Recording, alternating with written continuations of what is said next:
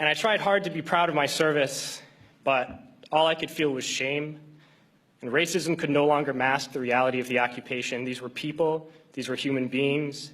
I've since been plagued by guilt anytime I see an elderly man, like the one who couldn't walk, who we rolled onto a stretcher and told the Iraqi police to take him away. I feel guilt anytime I see a mother with her children, like the one who cried hysterically and screamed that we are worse than Saddam as we forced her from her home. I feel guilt anytime I see a young girl, like the one I grabbed by the arm and dragged into the street.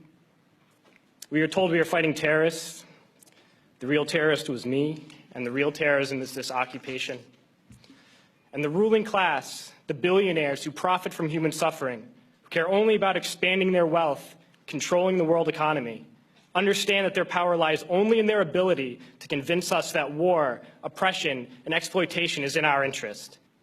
Soldiers, sailors, Marines, airmen have nothing to gain from this occupation. The vast majority of people living in the U.S. have nothing to gain from this occupation. In fact, not only do we have nothing to gain, but we suffer more because of it. We lose limbs, endure trauma, and give our lives.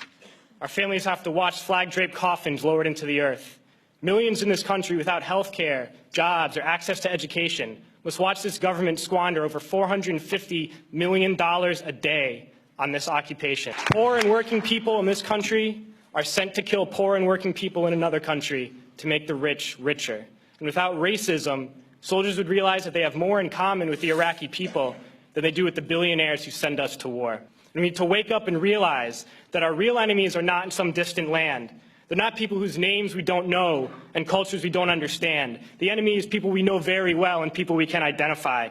The enemy is a system that wages war when it's profitable. The enemy is the CEOs who lay us off from our jobs when it's profitable. It's the insurance companies who deny us health care when it's profitable. It's the banks who take away our homes when it's profitable. Our enemy is not 5,000 miles away. They are right here at home. And if we organize and fight with our sisters and brothers, we can stop this war, we can stop this government, and we can create a better world.